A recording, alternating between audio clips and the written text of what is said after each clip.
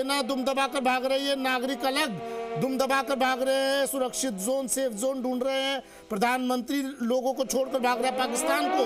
IMF में अब भारत घेरेगा। पाक को कर्ज देने पर आईएमएफ की बैठक आज। बड़ी आर्थिक चोट देने की तैयारी में भारत पाकिस्तान को, मतलब हर हिस्से से पाकिस्तान को मारा जाएगा। बाढ़ के हालातों में घेर कर मारा जाएगा। पहले प्यासा रखकर पाकिस्तान को मारा, फिर बाढ़ के हालात, और अब कर्ज देने पर भी आईएमएफ की बैठक आज होनी है। आर्थिक चोट दी जाएगी पाकिस्तान को। कंगाल भुखमरा पाकिस्तान अब भीख मांगेगा, दर दर की ठोकरें खाएगा। फटेहाल पाकिस्तान अब सड़कों पर आ जाएगा। ये हाल कर देगा भारत अब पाकिस्तान का। रौनक जुड़े हुए हैं बीकानेर से। रौनक, कई अधिकारियों के भी तबादले किए गए हैं। इस बीच सीमावर्ती इलाकों में बदलाव किया गया है, अधिकारियों को इधर से उधर किया गया है। जरा अपडेट दीजिए और हालातों के बारे में बताइए। जी बिल्कुल, देखिए दो अपडेट मैं आपको दे दूं। देर रात की स्थिति के बाद कुछ बड़े फैसले लिए गए हैं सरकार की तरफ से।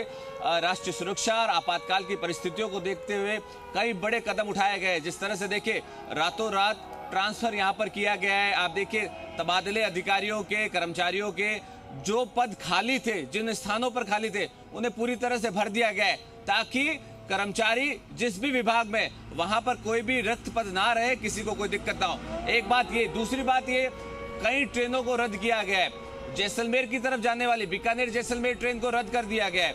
उसके साथ साथ बाड़मेर जाने वाली ट्रेन को, जम्मू तवी बाड़मेर ट्रेन, बीकानेर जम्मू तवी, बीकानेर से जैसलमेर, यानी जो ट्रेन बॉर्डर और सरहदी जिलों से जुड़ी हुई है, उन्हें रद्द किया गया है एहतियात के तौर पर। निश्चित तौर पर कई कड़े कदम, बड़े कदम जो है भारत सरकार, राजस्थान सरकार और जिला प्रशासन की तरफ से उठाए जा रहे हैं। और आप देखिए जिस तरह के हालात बॉर्डर के उस पार है, वो कहीं ना कहीं 150 करोड़ भारतीयों को सुकून देने वाले हैं। क्योंकि जिस तरह की नापाक हरकत पहलगांव में आतंकवादी संगठनों ने की थी, उसका एयर स्ट्राइक से जवाब दिया गया, और उसके बाद जो पाकिस्तान की सेना और रेंजर्स ने जो हरकत की, उसका मुंह तोड़ जवाब भारत की सेना ने दिया है। निश्चित तौर पर देखिए जिस तरह की खबरें लगातार आ रही है, एक्टिव मोड पर सिस्टम है, कोई बड़ा नुकसान या ऐसी कोई खबर राजस्थान के बॉर्डर से नहीं आई है। और लोग इस बात को लेकर गर्व कर रहे हैं कि देखिए जो हमारा डिफेंस सिस्टम है वो इतना मुस्तैद है कि एक भी पाकिस्तान की द्वारा की गई हरकत को, मंसूबों को कामयाब नहीं होने दिया गया है। इन तमाम चीजों के बीच देखिए लगातार हम लोग अपडेट दे रहे हैं, एक एक पल पल की जानकारी दे रहे हैं, क्या कुछ एक्टिविटीज, क्या कुछ चल रहा है, उस पर नजर बनाए हुए हैं। खास तौर पर देखिए कल दोपहर के बाद जिस तरह की खबरें सामने आई, 15 जगह अटैक करने वाला था पाकिस्तान, और उस पूरे सिस्टम को यहाँ पर भारत के डिफेंस सिस्टम ने नस्ते नाबूद किया। और जिस तरह से आप देखिए उसके बाद से और ज्यादा एक्टिव मोड पर हम लोग जो है वो काम कर रहे हैं। खास तौर पर देखिए मैं बात कर रहा था, कुछ रेड अलर्ट और कुछ ऐसे संवेदनशील जगह है जिस पर कहीं ना कहीं सिस्टम एक्टिव है। हालांकि देखिए जिस तरह के हालात पाकिस्तान में है, जिस तरह की खबरें पाकिस्तान से आ रही है, वो साफ तौर पर वो तबाही का मंजर जो भारतीय सेना के पराक्रम ने दिखाया है, साफ तौर पर यह कहा जा सकता है कि जिस तरह के हालात अब बने हुए हैं, सरहद पर तनाव की स्थिति है, तमाम बड़ी बैठकों का दौर होगा। आप देखिए बड़ी प्रेस कॉन्फ्रेंस भी सेना की तरफ से की जानी है 10 बजे के करीब, जिस तरह की जानकारी हमारे पास है। हालांकि देखिए अब कुछ बड़े फैसले राजस्थान सरकार ने भी लिए हैं। एक्टिव मोड पर विधायकों को जाने के लिए कहा गया है, क्योंकि जिस तरह की स्थिति है, आर्थिक रूप से हर तरह से मदद की बात भी सरकार की तरफ से कही गई है, आपदा प्रबंधन को लेकर भी, ताकि किसी चीज की कोई कमी ना रहे।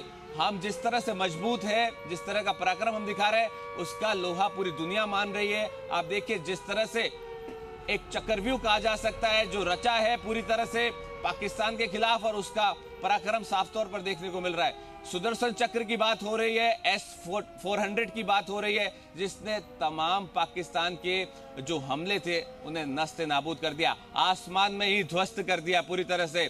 एक बारी तमाम लोगों में माहौल बना था इस बात को लेकर के कि पाकिस्तान की तरफ से हमला हुआ है, लेकिन जो हमारी सेना का पराक्रम है, जो हमारे S-400 की जो ताकत है, उसने, सुदर्शन चक्र ने ये साफ तौर पर ये दिखा दिया कि मोबाइल सिस्टम जो हमारा है वो बहुत एक्टिव है।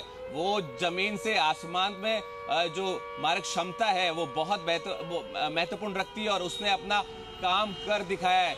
और ये कह सकते हैं कि अब धीरे धीरे बहुत सारे बड़े फैसले रौनक रोक रहा हूँ आ रहा हूँ मैं। बड़ी खबर आ रही है इस वक्त की, बड़ी खबर। पीएम मोदी की पूरी घटनाक्रम पर नजर है। पीएम मोदी रात भर पूरे घटना पर नजर रखे रहे। रक्षा मंत्री राजनाथ सिंह ने पीएम को जानकारी दी, एक एक चीज के बारे में अवगत कराया। रक्षा मंत्री तीनों सेनाध्यक्षों से लगातार फीडबैक ले रहे हैं, तीनों सेनाध्यक्षों के संपर्क में है और उन्होंने प्रधानमंत्री नरेंद्र मोदी को एक एक घटना के बारे में, एक एक घटनाक्रम के बारे में जानकारी दी। प्रधानमंत्री नरेंद्र मोदी भी पूरी रात घटनाक्रम पर नजर रखे रहे और एक एक चीज के बारे में जानकारी लेते रहे। ये आज कहते हुए गर्व होता है कि हमारे ऐसे प्रधानमंत्री के महफूज साए में, ऐसे प्रधानमंत्री की निगहबानी में, ऐसी सेना की निगहबानी में आज भारत है, आज देश है कि खुद को बेहद महफूज, सुरक्षित महसूस करता है। पूरा देश रात भर चैन की नींद सोया और सेना बॉर्डर पर डटी रही। प्रधानमंत्री, रक्षा मंत्री, गृह मंत्री पूरे घटनाक्रम पर नजर बनाए हुए रहे पूरी रात और भारत के नागरिक सुकून से, चैन से सोते रहे क्योंकि उन्हें भरोसा है अपने राष्ट्राध्यक्ष पर, उन्हें भरोसा है अपने प्रधानमंत्री पर, रक्षा मंत्री पर, गृह मंत्री पर, अपने निगहबानों पर भरोसा है। हमारे साथ जुड़े हुए हैं मेरे तमाम सहयोगी और Narpat Singh ji, retired defence expert. Narpat Singh sir, एक सवाल आज भारतीयों के मन में होगा और इस सवाल का जवाब आप ही दे पाएंगे। ये दुनिया का नक्शा अब नया बनवाना पड़ेगा क्या, और किस तरह, क्या प्रोसेस रहता है सर इसका? अगर हम दुनिया का नक्शा बनवाते हैं नया, प्रोसेस क्या रहेगा उसका? कहाँ पर छपवाना पड़ेगा, जरा बताइए सर। ये नक्शा कहाँ छपेगा, नक्शा कैसा होगा, तो अपना ज्योग्राफिकल डिपार्टमेंट और आपके हैं। हम तो आपको बता रहे हैं कि जिस प्रोसीजर से हमने अपनी, जैसे बताया कि अपनी सेना एक ऐसी ट्रेंड सेना है जो विश्व में नंबर, इसलिए कि हमारा ट्रेनिंग जो है ना सर वो बहुत, और जैसे आप पूछ रहे थे मेरे से कि कैसे वेपन सिस्टम आता है, उसका एक प्रोसीजर इतना अच्छा और लंबा जिसमें एनालिसिस सबसे पहले करते हैं जो आर्मी है, वो अपना एयरफोर्स, नेवी अपनी रिक्वायरमेंट अपने दुश्मनों को देखते हुए बनाती है कि हमें ऐसी ऐसी चीज की जरूरत है।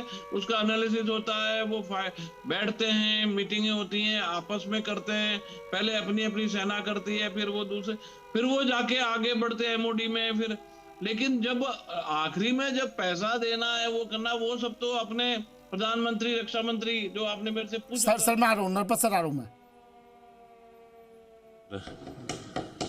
देखें, यहाँ पे गाड़ियों का नुकसान हुआ है, लोगों के मकान जल गए हैं, दुकानें जल गई हैं, कुछ आदमी मर भी गए हैं।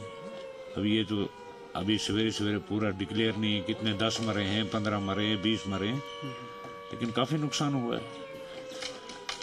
तो कितना प्रॉब्लम होता है रात को? प्रॉब्लम की तो बात ही नहीं है, कितनी प्रॉब्लम हो रही है वो तो उनको पता है, जो कि घरों से बाहर है या कि जिनके घर ही नहीं रहे, वो उनसे जाकर पूछे दर्द क्या है। आपको लगता है ये बंद होना चाहिए? हम तो पहले ही से कह रहे थे कि नहीं होना चाहिए, जंग नहीं होना चाहिए। अगर आर पार कर रहे हैं ये, वो वहां से गोला मार रहे हैं, यहाँ से गोला मार रहे हैं, तो मर कौन रहा है? गरीब मर रही है, गरीब आवाम। कौन जाएगा रात के जो जिस टाइम ये इतनी फायरिंग होती है, तो उस टाइम कौन जाएगा किसी को बचाने के लिए? हम तो क्या, नरपत सर बात पूरी कीजिए अपनी।